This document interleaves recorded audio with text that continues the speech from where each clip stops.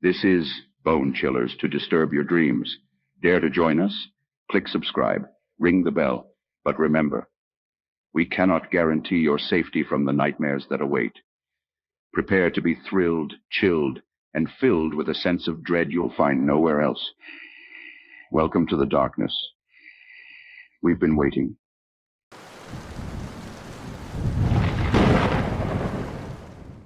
What the hell is happening? The murky lighting of Lou's bar wasn't welcoming, but it provided Anna with a paycheck.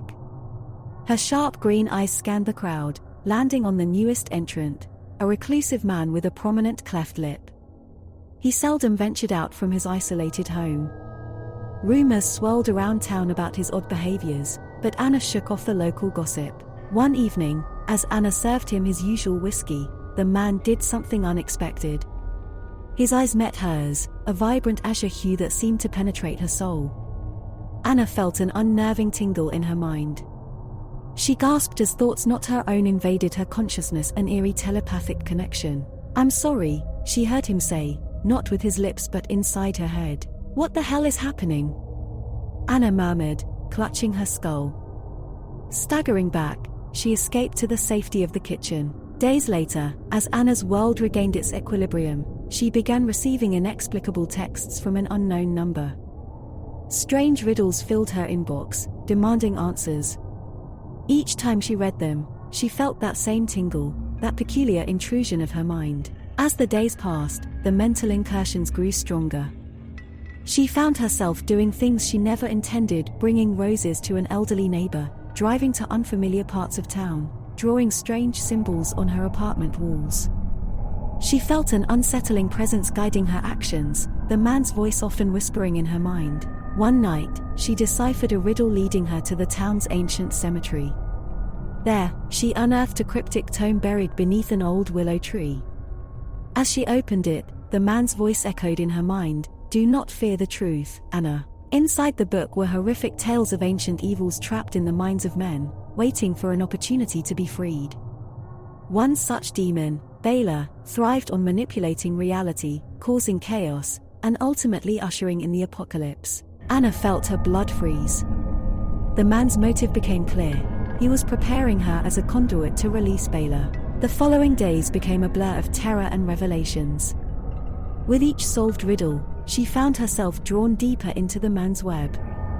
As his control over her actions grew stronger, she felt an ominous change brewing within her. The dreadful thought of becoming an instrument for an apocalypse kept her awake at nights. Desperate, Anna sought help from her childhood friend, Aidan, a psychologist.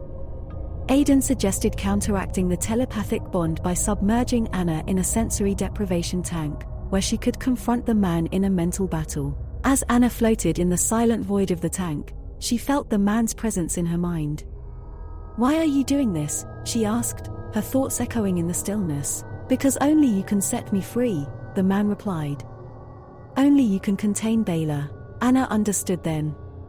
The man was not the villain, he was just another victim of the ancient demon. He had chosen her, not as a conduit for release, but as a cage to trap the demon. Anna focused all her willpower, turning her mind into a fortress. She fought back against the man's intrusion, against Bela's chaotic whispers. She envisioned trapping Bela within the deepest confines of her mind, locking him behind iron walls. It was a battle of wills, a psychological puzzle. With each passing minute, Anna felt her strength waning, but she refused to give in. She solved riddle after riddle, each solution strengthening the walls of her mental fortress. Finally, with a jolt, she felt the man's presence retreating from her mind. "Thank you," he whispered, a sense of peace following his words. When Anna emerged from the tank, she was exhausted but victorious. The telepathic link was broken. The threat of the apocalypse had been averted. However, she knew her life would never be the same. She carried within her an ancient evil, locked away but ever present. Back at Lou's bar, she noticed the seat the man used to occupy was empty. From then on, it remained so. The reclusive man was never seen again, having vanished as mysteriously as he'd come. Anna returned to her routine but with an uncanny secret locked within her. She realized she was no longer just a waitress at Lou's bar. She was the guardian of an ancient evil, the second skin for a demon, living a life where she often wondered, what the hell is happening?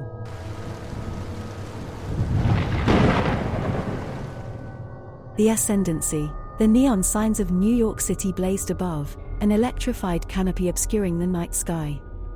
Beneath this modern spectacle lurked a world steeped in mystery, hidden beneath the city's bustling streets.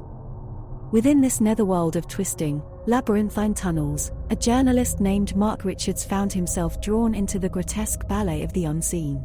Mark was an investigative journalist for the New York Gazette, known for his in-depth articles about the city's dark urban legends. It was a peculiar beat, but Mark was a peculiar man. He had an insatiable curiosity for the unknown and a relentless drive to uncover the truth. A series of bizarre disappearances had seized his attention. The victims left no trace behind, save for scratches on the ground, as if something with sharp claws had dragged them away. One night, while mapping out a pattern of the victims' last known locations, he made a startling discovery. The pattern formed a network that spanned the city's underground tunnels.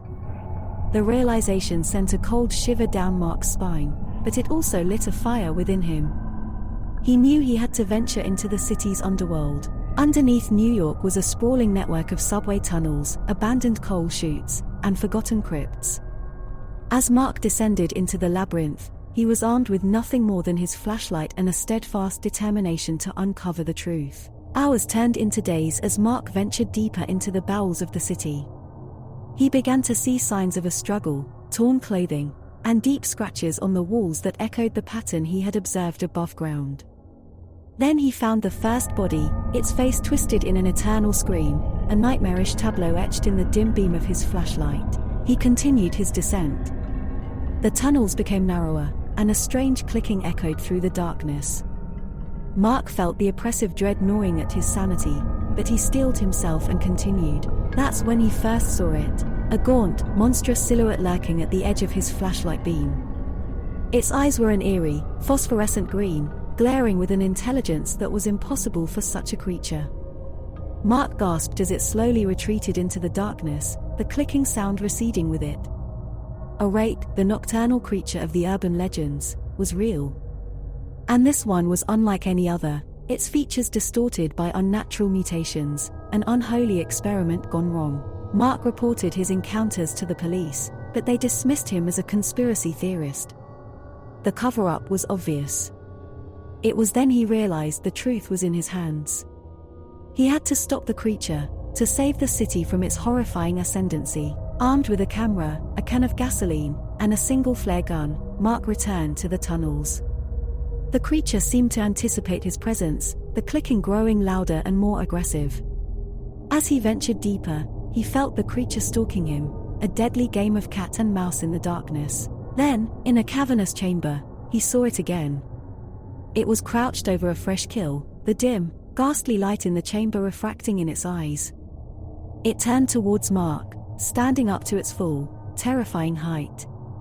The creature moved with an unnatural speed, lunging towards him. Mark fired the flare gun, and the creature shrieked in pain as the bright light hit it. He doused the creature in gasoline and ignited it with the flare's dying embers. The creature's screams echoed through the tunnels as it thrashed violently, the flames consuming its ghastly form. It collapsed on the ground, its once glowing eyes now dim and lifeless. Mark watched as the monstrous silhouette slowly faded, the horrifying nightmare finally at an end. His story was never published, suppressed by higher powers, a fearful government. But Mark knew the truth, and that was enough for him. He had faced the unspeakable terror lurking beneath the city and survived. It was his ascendancy, a triumph of human courage over the monstrous. Above him, New York City thrived, oblivious to the horrors that had dwelt beneath its streets. But within its underbelly, Mark had proven that even in the face of horrifying creatures, humanity could ascend to confront its darkest fears.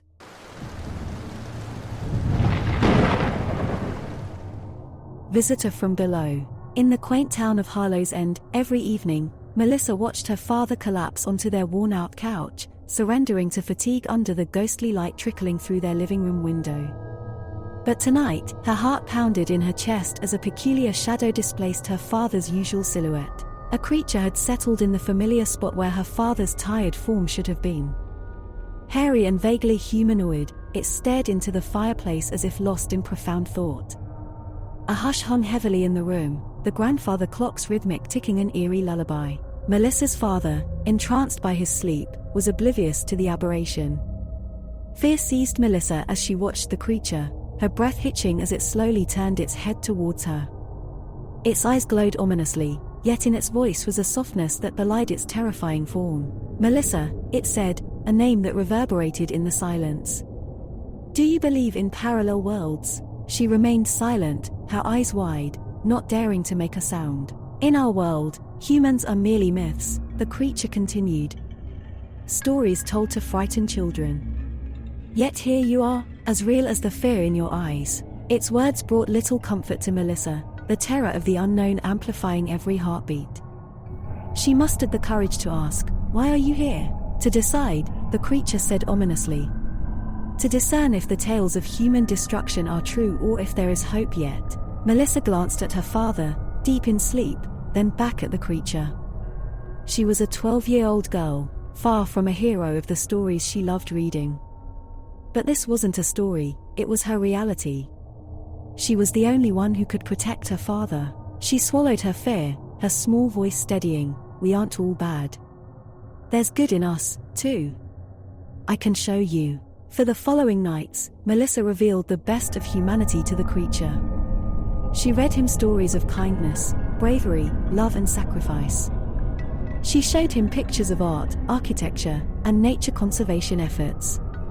She made him listen to soothing melodies that spoke volumes about human spirit. All the while, her father remained unaware of the spectral presence, lost in his own world of slumber.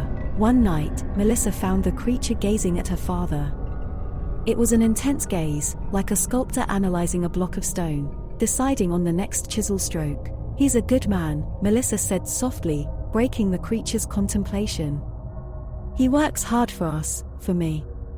He's always kind to everyone he meets." The creature turned to look at her. In its eyes was a strange mix of emotions, of contemplation, doubt, maybe even fear. But mostly, there was curiosity. "I am beginning to see," it whispered, its gaze returning to the fireplace. "Yet I sense a potent power in you humans, a power that can be used for good and evil alike." Melissa nodded. "It's our choice what we do with it. But don't judge us all because some choose wrong." As the days turned into weeks, Melissa's fear subsided, replaced by a strange connection with the creature. Each night, they engaged in silent conversations, exchanges that spanned worlds and perspectives. One night, the creature did not appear.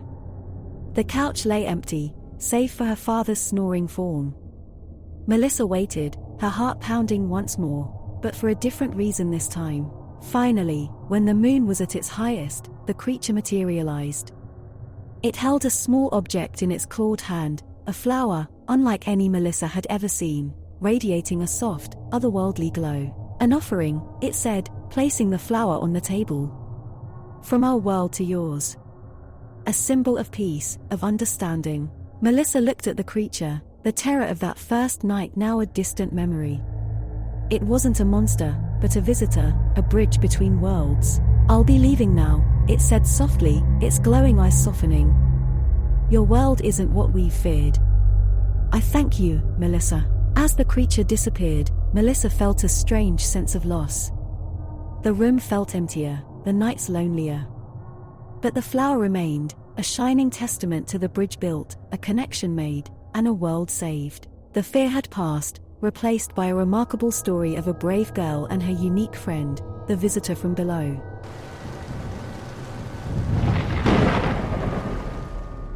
Masks and Shadows. Arthur Bingham, a veteran journalist and cynic, sat in a worn-down local tavern in the heart of Blackwood, a secluded town that sat adjacent to the ominous and forbidding Blackwood Forest. The townsfolk whispered with hushed reverence about the masked shadows, ethereal figures believed to inhabit the woods, emerging at dusk to engage in a macabre game of life and death. Cloaked in black overcoats, their dreadlocks resembled gnarled vines that slithered down their backs, and their faces were obscured by terrifying masks. Arthur, driven by curiosity and a reputation for debunking myths, felt compelled to disentangle the truth from the tales of these spectral entities. As darkness stretched across the town, Arthur ventured into the forest, armed with a flashlight and a skeptic's bravado. Gnarled trees with skeletal branches surrounded him, creating a gloomy labyrinth. Wind whispered menacingly through the foliage, weaving eerie melodies. He trudged deeper into the heart of the woods, his skepticism slowly being replaced by a creeping unease. When he stepped on an intricately carved mask, chilling laughter echoed around him. Suddenly, the forest erupted into an unnatural chill. Fear prickled at his skin. He squinted into the darkness, eyes locking onto towering figures dressed in black, their dreadlocks appearing to merge with the darkness. His heart pounded against his ribs as the masked shadows emerged from the inky backdrop of the forest. The game had begun. The rules were unspoken but clear: survive until dawn or perish in the darkness. The masked shadows moved swiftly and silently, appearing and disappearing into the darkness, their dreadful masks glimmering under the moonlight. Arthur sprinted through the undergrowth, branches clawing at his clothes. He stumbled over gnarled roots and fell into a thicket, his breath ragged. His flashlight flickered off. He sat motionless, the darkness pressing against him. The forest came alive with the terrifying hum of the masked shadows. Suddenly, a sharp, cold wind blew, chilling him to the bone. He heard the rustle of overcoats nearby, and a hand grazed his shoulder, dreadlocks sliding over his skin like icy serpents. Panic surged through him. He switched on his flashlight, illuminating the horrifying mask before him. The cold eyes bore into him as the figure disappeared, the laughter echoing around him. Time felt distorted as the deadly game continued, the shadows pursuing him, forcing him to run for his life. Arthur felt his legs buckle, his body protesting. A masked figure loomed over him, the dreadlocks caressing his face. He screamed, but the forest swallowed his fear. He felt an odd serenity descend upon him as he fell into unconsciousness. As dawn painted the sky with hues of pink and orange, Arthur woke to the serene twittering of birds. His clothes were torn, his body ached, and the forest looked untouched. The game ended with the night. He had survived. Staggering back into town, the sight of Arthur caused a stir amongst the locals. He was the first outsider to survive a night in the Blackwood Forest, forever changing the legend of the masked shadows. The skeptic in him was silenced, replaced with an uneasy acceptance of the inexplicable. The masked shadows remained the undeniable truth of the Blackwood Forest, their deadly game a testament to their existence.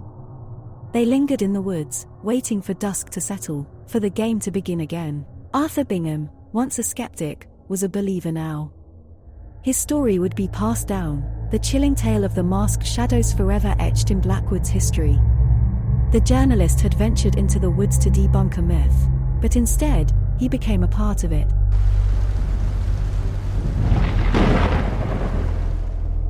The Deal. In a quaint town shrouded by endless mist and bound by unseen ties of love and sorrow, lived Janice. A kind, compassionate woman, she was deep in mourning. Her heart echoed the emptiness of her home, a stark reminder of her lost love, Robert. As the town was lost in its own slumber, a stranger appeared on Janice's doorstep, a slender man in a black suit, with an unsettling yet engaging aura about him. "I can bring Robert back, Janice," he crooned, presenting a tattered parchment, etched with the intricate writing of a contract. "He can be yours again, all you need to do is sign." Tears welled in Janice's eyes. Each word, like a potent poison, stung and promised a forgotten pleasure. As she reached for the pen, a chill wind blew through the room, extinguishing the comforting fire. A soft, grotesque moan filled the silence. As Janice turned, her eyes fell upon a skeletal figure that appeared from the shadows. Humanoid, with legs rooted in the earth like twisted vines, it stared at her with a mournful gaze. As Janice recoiled in terror, the slender man chuckled, a sound that pierced the thick, heavy silence. "That, Janice," he said, gesturing at the creature, "is Robert. His spirit is chained to the earth, bound by the sorrow of his untimely demise." Every time Janice found the courage to near the contract, the creature would appear, its ghastly presence like a silent plea. A plea she couldn't interpret. She found herself trapped in a purgatory of longing and fear, drawn to the promise of her lover's return, but held back by the horrifying specter. Until the contract is signed, nothing is real, the slender man would always echo, his chilling statement driving Janice to the brink of insanity. She was torn between the promise of a resurrected love and a spectral nightmare. Days turned into weeks, and weeks into months. Janice found herself locked in her home, in a tug-of-war between desire and fear. Robert's spectral form was always present, a relentless reminder of her loss.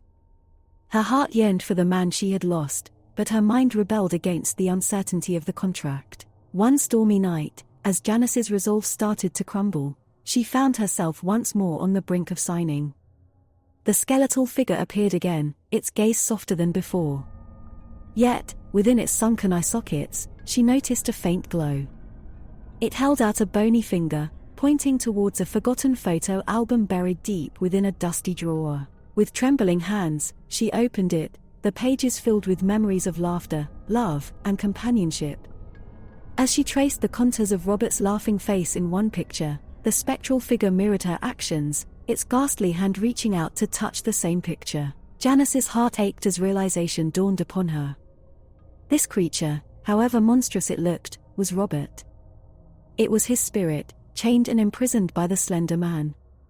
She understood that signing the contract might indeed bring Robert back, but at what cost?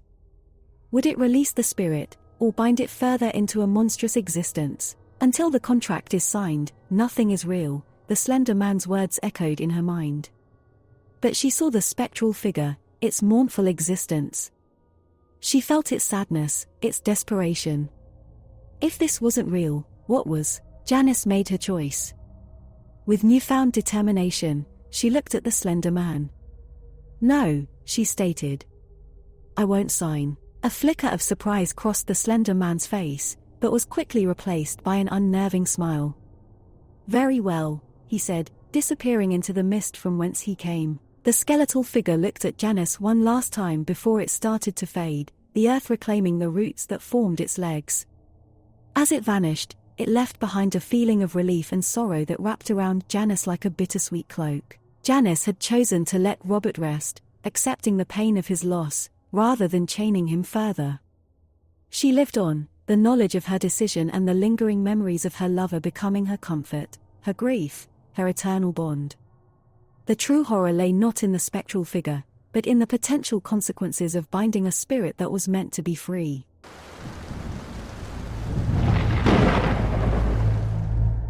Thank you for watching, and remember, the darkness awaits. Until our paths cross again, stay fearful and stay subscribed.